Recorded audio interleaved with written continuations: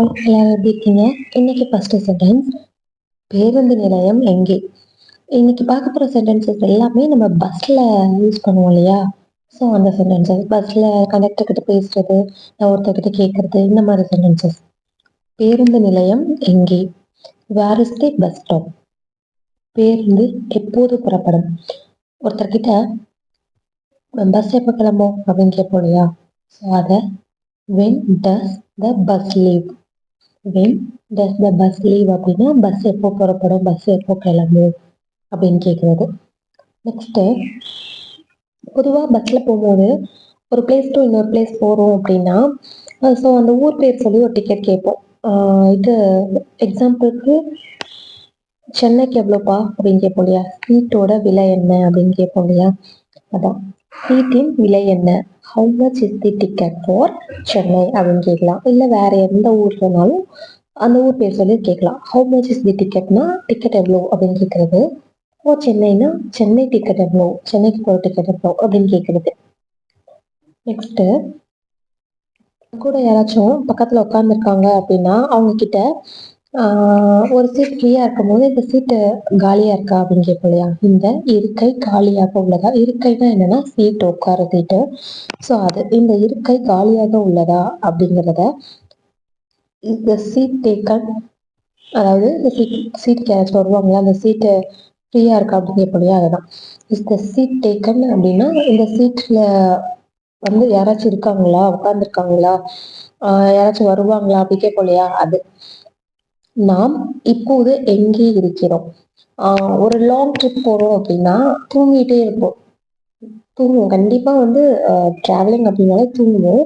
So திடீர்னு எந்திரிச்சு இப்போ இது எந்த ஊர், நம்ம இப்போ எங்கே இருக்கோம் அப்படின்னு கேட்போம் இல்லையா? ஸோ அதை எப்படி கேட்கலாம்?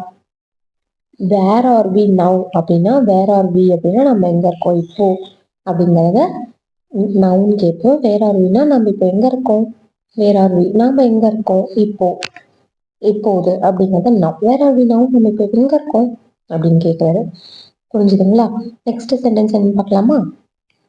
ஒரு ஊருக்கு போகிறோம்னு வைங்களேன், அவங்கக்கிட்ட எவ்வளோ நேரம் ஆகும் அப்படின்னு கேட்போம். இல்லை எவ்வளோ நேரம் ட்ராவலிங் இருக்கும், போகணும் அப்படிலாம் கேட்போம் இல்லையா? அதை பயணம் எவ்வளோ நேரம் எடுக்கும், அதாவது போகிற தூரம் எவ்வளோ நேரம் இருக்கும்னு எவ்வளோ நேரம் ஆகும் ஒரு ரீச். இப்போ எக்ஸாம்பிளுக்கு ஒரு கோவிலுக்கு போகிறோம், திருப்பதிக்கு போகிறோம், எவ்வளோ நேரம் ஆகும் அப்படிங்கிறத how long is the journey. How long is the ஜேர்னினா நம்ம எவ்வளோ நேரம் போகணும் அப்படின்னு கேட்குறது. How long is the journey. புரிஞ்சுதுங்களா?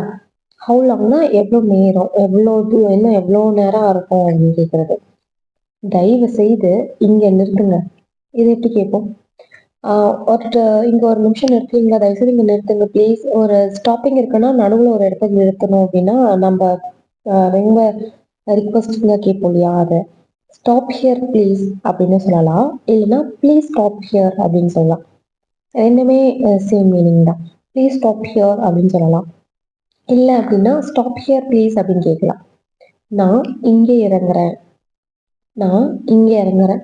ஒரு ட்ரிப் போயிட்டுருக்கோம், ஒரு பிளேஸ்க்கு போயிட்டுருக்கோம், நான் இங்கே இறங்கிக்கிறேன் அப்படிங்கிறத I am getting off here.